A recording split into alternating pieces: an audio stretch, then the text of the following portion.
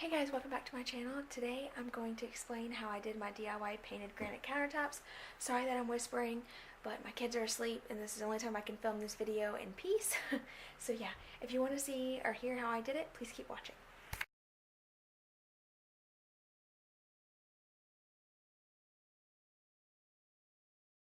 Okay everyone, so today I'm going to do like a DIY granite, basically painted on granite. This is kind of like my reference sheet. I did it on a paper plate. This is how I want it to look. Sorry about the lighting. I know it's horrible. But anyway, so this is how my countertops look now. It's like blue and gray. And they're very, very old. We do plan on buying this place, so I don't think it'll be a big deal doing this. So anyway, right now I'm just taping off everything that I want to tape off before I prime it. And what I'm using to prime is just the Kilt's white primer. I can't remember the name of it, but I'll take a picture of it and I'll insert it somewhere. But anyway, so this is how the countertops look before. Like I said, right now I'm just taping everything off that I don't want to get white paint on. I'm going to prime them, and then tomorrow I'm going to start by starting like my DIY granite. And I'll show you some of the materials I have. So I got me some of these sponges. These are from Walmart. I think they're like $3. And I'm just going to cut them in like little squares. And then these are the paints that I got. I have one in, oh, my phone is not good at focusing. Anyway, that's khaki. The color's khaki. And these are just the apple barrel paints from Walmart. This one, I couldn't find a white in the apple barrel, so I bought the folk art. And this is vintage white. And then this is the melted chocolate color. So those are my three colors. I am going to have the white base. So what I'm going to... Okay guys, so far I have the brown, which is right here. And I'm just taking the sponge and just... Okay, I'll be right there. Sorry, that was my daughter. So you go like that with the brown. And then I'm going to do the tan right here. Just dabbing off like the excess, and then I'm just kind of going over it in certain spots, wherever, just kind of like in a random pattern, just like that.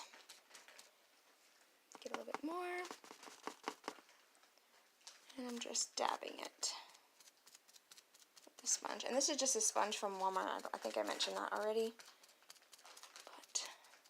Just like that. So far it looks like this. I'll like fix up some of the spots that look a little too like sharp lined like. And then I'm going to go over it with the white, and then whenever I'm over it with the white, this is how it looks.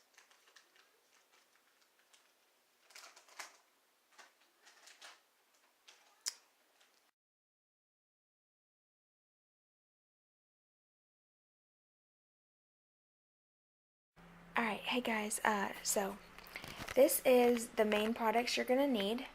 You're going to need this Minwax water-based polyacrylic in the clear gloss. I used the folk art in vintage white, the apple barrel in the khaki color, and the apple barrel in the melted chocolate. So, these are the main colors used. This is the sealant. What I did not have in this video is the primer that I used, and I used the Kilt's primer. I think it was the Kilt's 2 actually is what I used. I just had it left over from whenever they painted the house. So yeah, if you're definitely going to need some primer. So get a good primer. I recommend the Kilt's. For my countertop, which is this big, this is it. This is the only countertop that I did. So, but for what I used, I don't even think I used that much, honestly.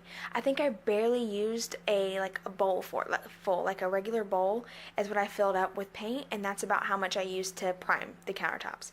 I literally just rolled it on 2 coats, and that was it. And there was still some color showing through from the old countertops, but I wasn't too worried about the color because I knew once I painted over top of it, you wouldn't see it. So, anyway. So yeah, this is how they turned out. I'm just going to kind of like show you the different areas. Right here is honestly like my favorite spot. because I feel like when I got to this area, by the time I got here, I like knew what I was doing. Like I was on a roll. So I love the way it turned out. This is kind of like it from far away. So yeah, this is how it looks. I think it looks great. Don't mind my dogs, they're taking a little nap. Everyone's taking a nap except for me. So, but yeah, this is how it looks up close. And see how shiny it is? Like it's super shiny, and I love it. Anyway, I'll insert a couple pictures of how it looked before, how it looked after, and the main thing I would recommend is going ahead and investing in one of those natural sponges. I did, for mine, I used the sponge that like you'd wash your dishes with. And what I did was like I cut it into like a round circle and then took scissors and kind of like nipped it to make it have like more of the Swiss cheese holes, if that makes sense. So yeah, that's what I did for mine. And literally like the sponge like rounds were like so tiny, and I'll show you over here. You can kind of see what I'm talking about. There's a couple spots that like I missed whenever I was going, but see how like this spot right here is like perfectly round? You can kind of see it's like tan right there. But yeah, you can see that's about the size of the sponge that I had. And you can see like this area like isn't as nice as the area down at the end. That's because it's kind of like you just kind of got to get started, and then you kind of learn as you go. So I did start down here on this end. That way, because this is a spot like no one really ever sits except for like me. So anyway, I started down here so that like, people won't see that area as much. So by the time I got here, the most visual part, I would have it pretty much down pat and like know what I wanted as far as like the colors go. So yeah, anyway, it's definitely like a trial and error type of thing. Like you'll figure it out once you start going. But basically what I did was I had my little round sponge, and I started with the brown. And what I did was I just took my sponge and like held it kind of tight in my fingers, and I put it on like I put every color on a paper plate, which I'll insert a picture of that also.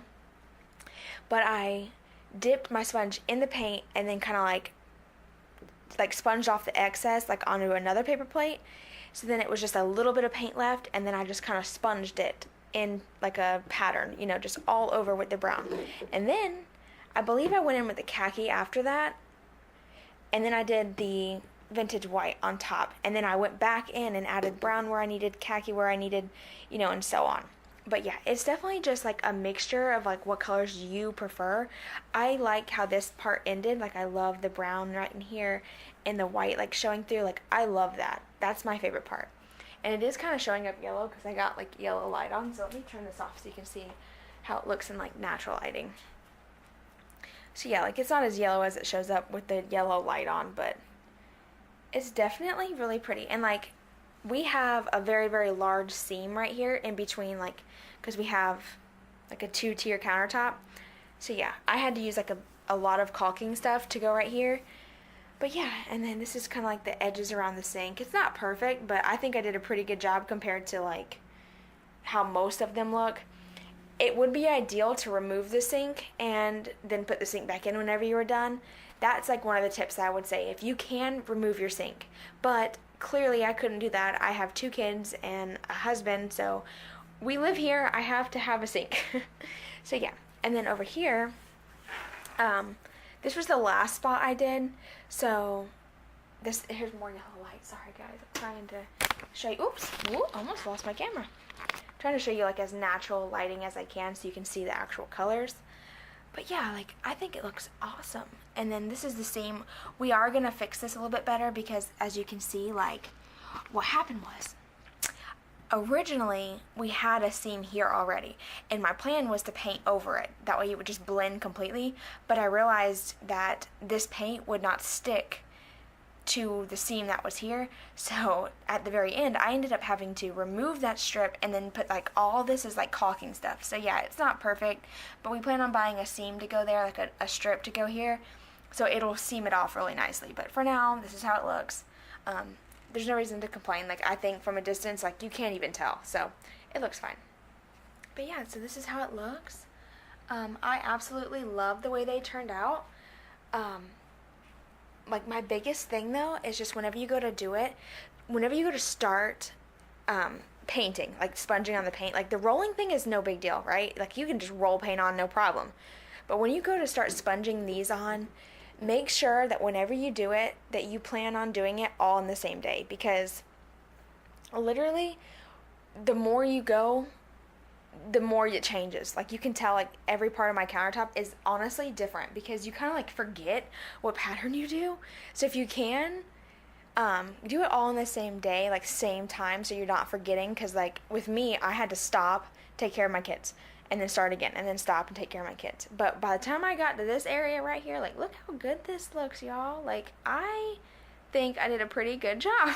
It looks way better than the blue that it was. Yeah, please don't mind the clutter. I gotta clean up. But anyway, but yeah, these are the main products that you'll need from the store. I got about 6 of these, and 6 of these is how I did it. I just got a bunch of them. And I probably only used 3 for like 3 bottles of each is what I mean. For this whole countertop area. And I used mostly brown.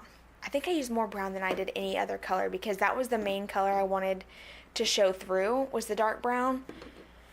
Oh, and my next other tip was that stop. Like, you have to learn to stop, because if you continue to keep sponging and sponging, eventually you're gonna have like a sloppy like mess. Like I'll try to show you like an area where it was like kind of like just kind of started getting messy because I would not stop.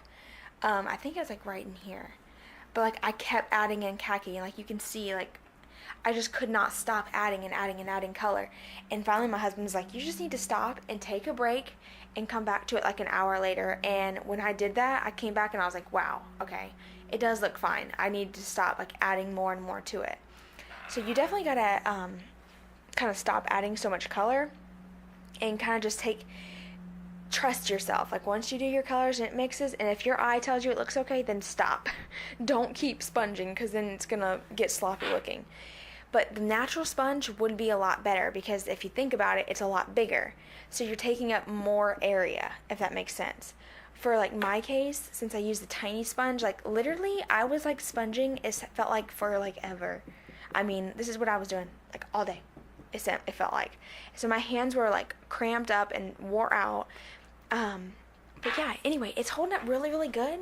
It's still like super shiny and glossy. Like you can see like the light shining on it. It's super glossy. I did a total of 3 coats of this. I did 1 the first day, 1 the next day, and then I believe I did 1 like a couple days later on this bottom tier, like on this bottom half. The top half, I did really, really well with this, but when I did this area, it was hard because I had to roll it on like around stuff, so it was a lot more difficult doing it on the bottom area. But I would say that this whole project took about a total, like, complete 3 days, and I think it looks beautiful. I think I did a wonderful job.